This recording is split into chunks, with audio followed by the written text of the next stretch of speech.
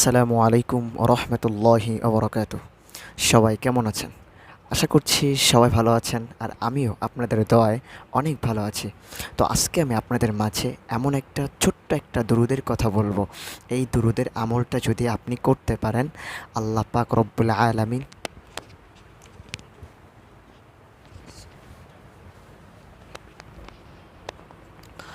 আসসালামু আলাইকুম রহমতুল্লাহি ওবরাকাতুহ। সবাই কেমন আছেন? আশা করছি সবাই ভালো আছেন, আর আমিও আপনাদের দোয়ায় অনেক ভালো আছি।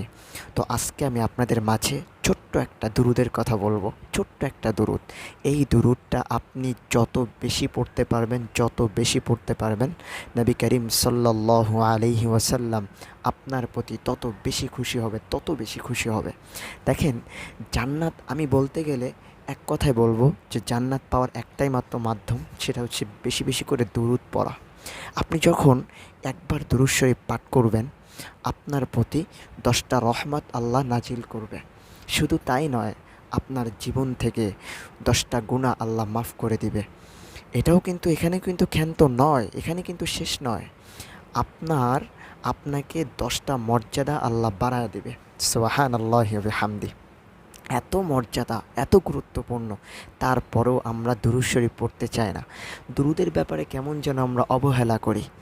দুরূদের ব্যাপারে কেমন যেন আমরা কী করি? অবহেলা করি। দেখেন, আপনার আমার জীবনটা তখনই সফল হবে যখন আমরা আখেরাতে যে শান্তিতে থাকতে পারবো। ঠিক কিনা বলেন? দেখেন, দুনিয়াতে এত কষ্ট করতেছি, দুনিয়াতে অনেক মানুষ আছে যে গরিব, টাকা পয়সা নাই, তাদের কোনো টাকা পয়সা নাই, তারা অনেক অশান্তিতে জীবনযাপন করতেছে। তারপরেও তারা নামাজ পড়ে না, আল্লাহকে মানে না, আল্লাহকে ডাকে না। আচ্ছা, একটা কথা ভাবুন তো, আপনি দুনিয়ায় হয়তো শান্তিতে থাকতে পারতেছেন না, তবে আখেরাতে তো শান্তিতে থাকতে হবে নাকি? থাকতে হবে না? এখন যদি আপনি দুনিয়াতেও শান্তিতে না থাকতে পারেন, আখেরাতেও যদি না শান্তিতে না থাকতে পারেন, তাহলে এই জীবনের মানেটা কি বলেন আপনি? কি মানে? যাই হোক, আমি যে কথাটা বলতেছিলাম, আমি যে দুরূদের কথাটা আমি আজকে বলবো আপনাদের মাঝে, তো এই দুরূদটা যদি আপনি পড়তে পারেন, বিশ্বাস করেন, নবী করিম সাল্লাল্লাহু আলাইহি ওয়াসাল্লাম কিয়ামতের ময়দানে আপনার আমার জন্য সুপারিশ করে করে জান্নাতে নিয়ে যাবে। সুবহানাল্লাহ। দেখেন, কিয়ামতের দিন অনেক ভয়াবহ অবস্থা হবে। সেদিন মানুষ এতটা এতটা কষ্টের ভিতরে থাকবে যা বলার বাইরে। আচ্ছা, চিন্তা করেন তো, এই যে বর্তমান অনেক গরম পড়তেছে, কিছুদিন আগেও অনেক গরম, এখন একটু তাপমাত্রা কম, তবে কিছুদিন আগে প্রচুর গরম, প্রচুর। তো এই সামান্য রোদের ভিতরে আমরা থাকতে পারতেছি না, আমরা অতিষ্ঠ হয়ে যাচ্ছি, ফ্যানের বাতাসও আমাদের মানাচ্ছে না, মানে এত কষ্ট হচ্ছে।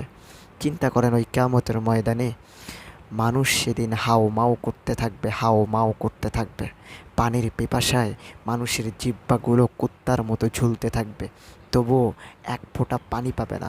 বলা হয়েছে সেই সময় এত পানির পিপাসা লাগবে যে এই সমস্ত দুনিয়ায় যত পানি আছে, ওই পানি যদি তাকে দেওয়া হয়, তারপরেও তার পিপাসা মিটবে না, এত পরিমাণ পিপাসা হবে। শুধু তাই নয়, বিশ্বাস করেন, ওই যে সূর্য দেখতে পাচ্ছেন না, এই সামান্য গরম আপনি সহ্য করতে পারতেছেন না, সূর্য তো তাও উল্টো আছে, সোজা না, কিন্তু সূর্য কি আছে? উল্টো আছে। আরও লক্ষ লক্ষ ফেরেশতা তার উপর পানি ঢেলতেছে, ঠিক কি না? তার উপর পানি ঢেলতেছে, তারপরেও সূর্যের এত তাপ, তারপরেও সূর্যের এত গরম, তারপরেও এত কষ্টদায়ক, আমাদের খুব কষ্ট হয় এই রোদের ভিতরে। চিন্তা করেছেন, ওই সূর্য কিয়ামতের ময়দানে আল্লাহ বলবে, এই সূর্য, তুই সোজা হয়ে খাড়া হয়ে যা, তোর ভিতরে যত তাপ আছে সমস্ত তাপ ছেড়ে দে। আহ, আল্লাহ! ওই সমস্ত তাপ যখন ছেড়ে দিবে, মানুষের মাথাগুলো টাস টাস করে ফেটে যাবে। বেলুন যেরকম ফুটলে শব্দ হয় না, মানুষের মাথাগুলো টকবক করে ফেটে রক্ত বের হয়ে আসবে, ঘিনু বের হয়ে আসবে। কি কষ্ট! আল্লাহ, আল্লাহ, আল্লাহ! ওই দিন মানুষ সবাই দৌড়াইতে থাকবে, দৌড়াইতে থাকবে, কোথায় একটু ছায়া পাওয়া যায়। কিন্তু ওই দিন একমাত্র আল্লাহর আরশ ছাড়া, আরশের ছায়া ছাড়া আর কোনো ছায়া থাকবে না। তবে এখানে কথা আছে, মানুষ সবাই ওই দিকে যেতে চাবে, আরশের দিকে যেতে চাবে। তো আরশের দিকে যেতে চাবে, এই আরশের নিচে এই আরশের নিচে কারা কারা থাকবে জানেন? 7 শ্রেণীর মানুষ এই আরশের নিচে থাকতে পারবে। তার ভিতরে 1 শ্রেণীর মানুষ কারা জানেন? সেটা আমি বলবো। তবে এটুকু বলি যে ওই যে আরশের ছায়ার নিচে মানুষ সবাই ছোটাছুটি করতে থাকবে, কিন্তু ওর ভিতরে মানুষ যেতে পারবে না। কেন জানেন? কারণ ফেরেশতারা আটকায় ধরবে, ফেরেশতারা ডিউটি দিবে, দারোয়ান থাকবে ফেরেশতারা, কাউকে ঢুকতে দেবে না। তবে এই 7 শ্রেণীর মানুষ যারা, তারা ওর ভিতরে ঢুকতে পারবে, তারা আরশের নিচে থাকতে পারবে, তারা আরশের নিচে যাইতেও পারবে। ঠিক আছে? তো এই 7 শ্রেণীর মানুষের ভিতরে প্রথম শ্রেণীর মানুষকে জানেন? হ্যাঁ, প্রথম শ্রেণীর মানুষ হচ্ছে যারা যৌবনকালে আল্লাহর ইবাদত করবে। কিন্তু আমরা মানুষ কী করি জানেন? আরে ভাই, এখন কি নামাজের বয়স হয়েছে নাকি? আরও কয়দিন যাক, তারপর নামাজ টামাজ পড়ে একদম হাজি হয়ে যাব। যখন দাড়িগুলো হালকা হালকা পেকে যাবে, যখন যাওয়ার টাইম হয়ে আসবে, তখন তওবা করে আল্লাহর কাছে খাঁটি আলেম হয়ে যাব, খাঁটি বুজুর্গ হয়ে যাব। অনেকে আবার এরকম চিন্তা করেন। আমি আবার বলবো না যারা মুরব্বী আছেন তাদের দোয়া কবুল হচ্ছে না, এমনটা না। আরে ভাই, আপনি যে পর্যন্ত যাওয়ার অপেক্ষা করতেছেন, সেই পর্যন্ত আপনি যাইতে পারবেন এর কোনো গ্যারান্টি দিতে পারবেন আপনি? পারবেন? এই গ্যারান্টি আপনার কাছে আছে? আপনার কাছে তো নাই। কিভাবে থাকবে বলেন?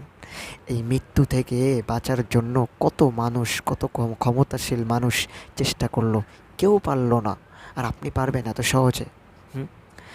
তাহলে ছোট্ট একটা উদাহরণে তো আপনারা বুঝতে পেরেছেন যে কিয়ামতের ময়দানে কেমন কঠিন আযাব হবে, কিয়ামতের ময়দানে কেমন কঠিন ভয়াবহতা হবে। বুঝতে পেরেছেন না? হ্যাঁ?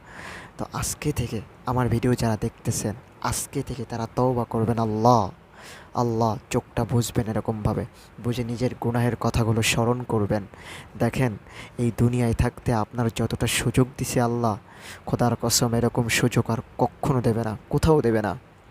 কিয়ামতের ময়দানে যখন আপনাকে আযাব দিবে আল্লাহ, তখন আপনি বলবেন, আল্লাহ তুমি আমাকে মাফ করে দাও, আমি বুঝি নাই, আমি অনেক অন্যায় করেছি আল্লাহ, আমি বুঝি নাই, তুমি আমাকে মাফ করে দাও। ওই কিয়ামতের ময়দানে যখন আপনি আল্লাহর কাছে মাফ চাইবেন, তখন আল্লাহ আরও আপনার আযাব বৃদ্ধি করে দিবে, আল্লাহ আরও আপনার আযাব বাড়ায়া দিবে।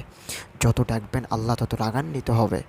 কিন্তু এই দুনিয়াতে আপনি যতবার ডাকবেন, আল্লাহ আপনার জন্য রহমতের দরজাটা খুলে দিবে। সুবহানাল্লাহি ওয়া বিহামদি। তারপরেও আমরা আল্লাহর কাছে চাই না, বেঁচে থাকতে আল্লাহর কাছে চাচ্ছি না।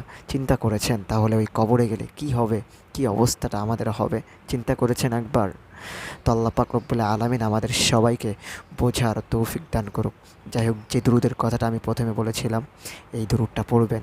ওই ভয়াবহ অবস্থার ভেতরে আপনার আমার জন্য নবী করিম সাল্লাল্লাহু আলাইহি ওয়াসাল্লাম আপনার আমার জন্য সুপারিশ করে করে জান্নাতে নিয়ে যাবে। সুবহানাল্লাহ। এই দুরূদটা হচ্ছে ছোট্ট একটা দুরূদ, শুধু এটুকু বলবেন, সাল্লাল্লাহু আলাইহি ওয়াসাল্লাম, সাল্লাল্লাহু আলাইহি ওয়াসাল্লাম।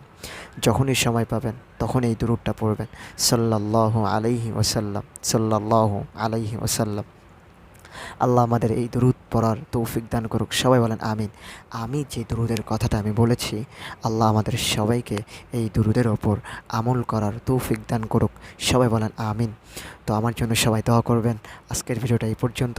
সবাই ভালো থাকবেন, সুস্থ থাকবেন। এখন আমি আপনাদের মাঝ থেকে বিদায় নিচ্ছি। আসসালামু আলাইকুম ওয়া রাহমাতুল্লাহি ওয়া বারাকাতুহু।